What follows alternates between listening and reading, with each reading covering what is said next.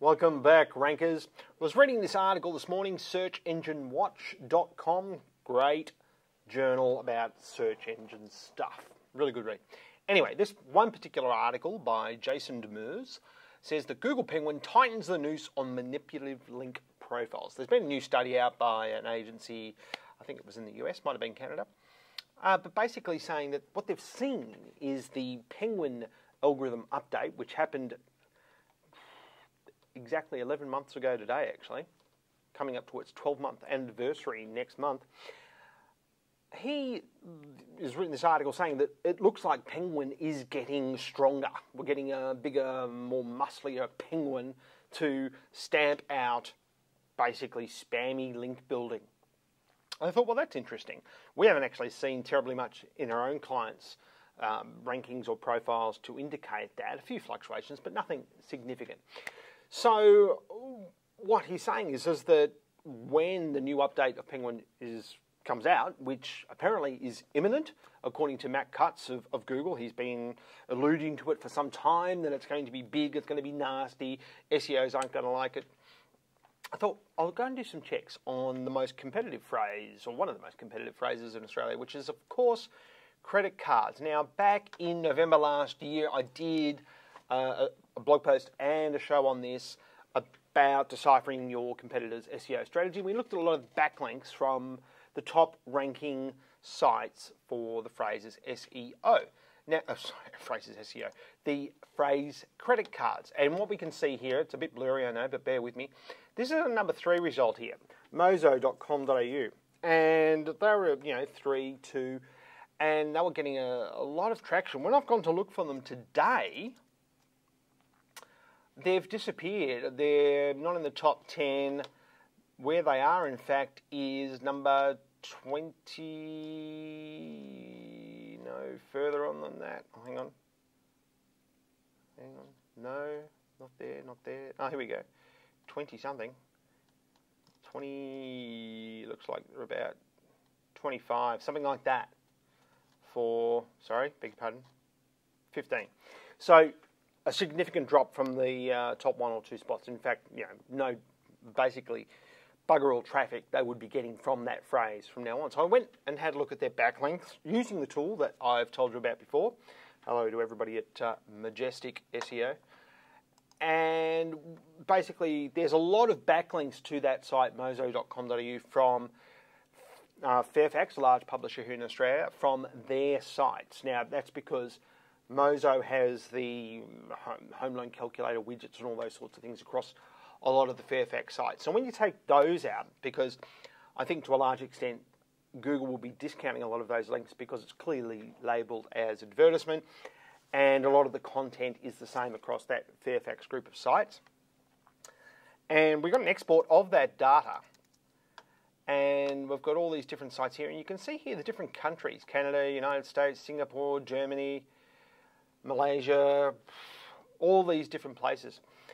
And once again, a lot of these can be discounted because they're just sites scraping Fairfax content, and therefore they're scraping the Mozo ads. But then you drill down even further and you start to find links like this Reliance Inspections in Los Angeles, property services. And we can see here quite clearly that this is talking about comprehensive inspections, about Energy Star programs, about temperature differentials. And then they've said here, it is important to have these things done before you decide to make any changes and start contacting Mozo or another company for a home loan. I mean, that's totally out of context. So either Mozo have got some sort of rogue link builder out there, or this guy really likes Mozo. But the interesting thing here is that there's no anchor text in the link. And that's one of the things people have been saying recently, is that, you've got to get away from anchor text in your backlinks because it looks too spammy. Maybe just, make it look more natural by just mentioning the brand name. And that kind of follows that philosophy, because they're mentioning the brand name, and we've got a backlink here directly linking to the home loans page, internal page on mozo.com. The article doesn't read too bad. nothing really useful in it, but it doesn't read too bad. And this is one of the theories that people have been talking about. Let's do an article where you get a backlink, so it looks like it's really natural because it's from a piece of content that's maybe talking about something in a related field, and therefore this looks like a real recommendation. And it very well might be. I don't know. And then I went and found this backlink. And this is from the Chesapeake chamberopera.org. And they've got an article on the core elements of deposit interest rates, which you would expect from a chamber opera website. But this article must be an old one, because I'll just read you this sentence. This means that in the event or the rates of interest need to all of a sudden plunge, your current term deposit rates, that's a backlink, will never be affected before expression is up. Turned around can often happen. It can. I've seen it myself. What else? Should your put-in can be a large number, then there's silly for not settling for better interest rate term deposit. Goes down to the mozo.com.au/saving accounts. Anyway, you can see it's a gobbledygook article, the very type of article that Google has been saying they are just weeding out of the index. Now, I'm not saying Mozo has been penalised here. They probably haven't. What's probably happened is that if a lot of these sorts of backlinks around the place were giving them some link love and boosting up their rankings accordingly, they're not doing it anymore. And they've dropped to 15 for low interest credit cards, which they're also in the top 5 for. They're now I think they're in the 30s or the 20s now. So they've dropped like a stone for those phrases. There's been more turmoil or a little bit of carnage in that same search phrase. If we go back to, page 1 of those results, we had Woolworths Money, not so long ago, right up the top. They've now dropped like a stone. And we also had a couple of other big brands that are no longer there. Bankwest is still there, Virgin Money is still there. Now, interestingly, Bankwest backlinks, they don't have a lot, as we've shown before. I mean, they did have some spammy ones at one point, but they seem to. If you're using Majestic SEO, which I suggest you do, if you're into getting your rankings up or seeing what your competitors are doing, you can have a look at anybody that they've got in their database and they've crawled links for. Now you can see here it's got, we'll go to the summary page. You can see here Woolworths Money has got only 38 domains linking to them, right? So that's only 38 websites, but there's 15,000 links. So it's going to be really interesting. If Penguin tightens up, what would they think of this? Because to me, this is what Google would call an unnatural link profile, meaning that these 38 domains are basically all within the Woolworths network. There's the big W's, there's Woolworths themselves, there's, what else we got? Everyday gift cards, which is another one of their properties. So the backlinks are essentially all from their own properties. Now, I know people who got notices about a year ago saying that because they were doing just that same thing, they had their own network of sites and they were just linking to each other. They got a notice from Google saying that's an unnatural link profile. You better fix it up, or we're going to punish you. That's what this looks like to me, but they're still ranking really, really well for that very competitive key phrase.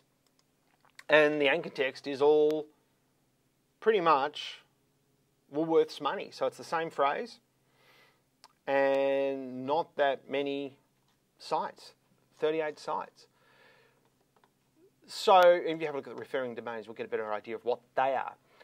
But it certainly looks like Mozo has dropped because of some of those backlinks that may have been giving joy to their ranking and now have been discounted. So I would agree with that article this morning that Penguin looks like it's getting tougher and Google is clamping down further and is getting stronger on how it can detect what's a spammy backlink and what's not a spammy backlink. So, what's the moral of this story? Be really careful if you're out there buying backlinks. And, you know, I would guess that someone, I don't know who, would be, well, I don't know why this company in Los Angeles would be linking to a finance company in Australia. Sure, I'm sure they've got finance companies in the US. And I certainly don't know why the Chesapeake Chamber Opera would be having this article, if you can call it that, and linking to an Australian finance company. But you would assume that something's happened there where they've wanted to, or their site's been hacked or something. Anyway, if you're going to buy backlinks, you're probably going to have to be cleverer than what these are for, than doing something like this, because you could, at best, I guess, waste your money. At worst, you probably won't get penalised, but you might go up and then go down. You'll feel really down yourself. You'll feel really deflated. So, oh, it was so good when I was #1, and now Google. Anyway, be prepared for another Penguin update, I would say, within the next month. So you might want to go and check your backlink profile. If you have been doing a lot of these sorts of things, if you have been buying backlinks, just go and check the sites that you've bought them from. You know, of course, a better way to do this is, you know, go and approach good blogs, and if you can contribute a good article to those blogs with great content, then look at doing that. Create great content yourself, get backlinks from there, get your Google profile and your Google authorship set up. I mean, not that you would connect a Google profile to this page, but if it was a reasonable article and it had a Google profile, it would count more than one that didn't. And that's it for today's show. If you've got any news we can use, love to talk about it. And if you've got any questions, then please just send them through askjim@stuartmedia.com.au, and we'll see you next week. Thanks very much. Bye.